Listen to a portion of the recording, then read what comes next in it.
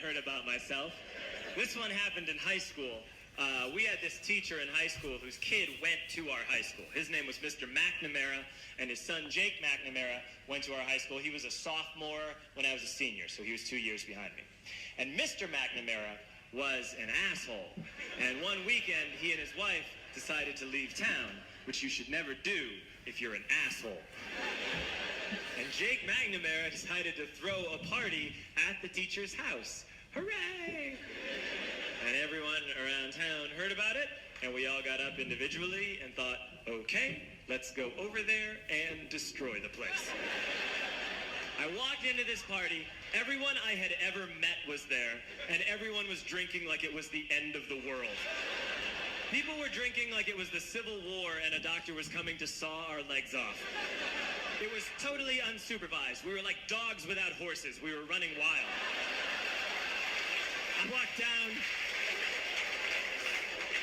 down to the basement. They had a pool table in the basement. One dude took a running start and threw his body onto the pool table and broke it in half. Another kid found out which room was Mr. McNamara's and went upstairs and took a shit on his computer.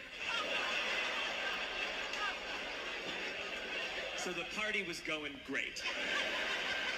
I'm standing in the basement, and I'm holding a red cup. You've seen movies. And I'm standing there, and I'm holding a red cup, and I'm starting to black out. And I guess someone said, like, something, something, police. And in a brilliant moment of word association, I yelled, fuck the police! Fuck the police! And everyone else joined in. 100 drunk white children yelling, fuck the police. With the confidence of guys who have like already been to jail and aren't afraid of it anymore. You know, that like, I'll serve my nickel, you come and take me confidence. But white children. The reason someone had said something, something police was because the police were there. So a Chicago police officer walked down the stairs and got to the bottom in the basement and looked out over a sea of drunk toddlers yelling, fuck the police, in his face. And he was almost impressed. He's like, wow. And then he leaned into his walkie-talkie and went, get the paddy wagon.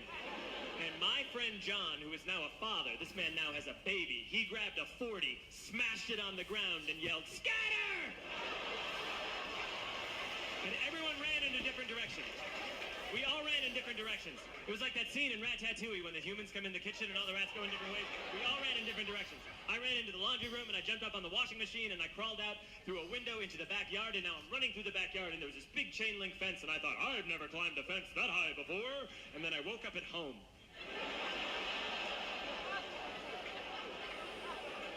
On Monday, I went to school because that's what we did back then. And I'm walking into the school building, and who do I see but Jake McNamara? And he says to me, hey, were you at my party on Saturday? And I said, no. You know, like a liar. And he said things got really out of hand. Someone broke the pool table. Someone took a shit on my dad's computer.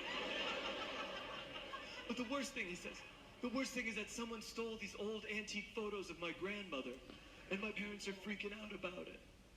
And I had that thought that only blackout drunks and Steve Urkel can have.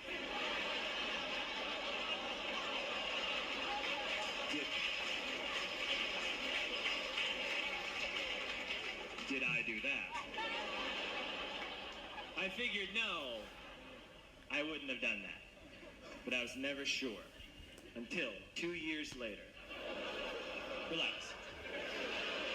I'm playing video games with this kid named Alex that we also went to high school with. 2 years later, we've graduated by now. We're playing video games for a couple hours.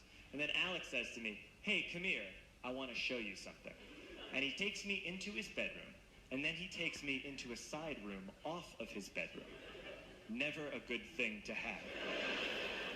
And he shows me a tiny room that is covered wall to wall in stolen antique photos from different people's parties over the years.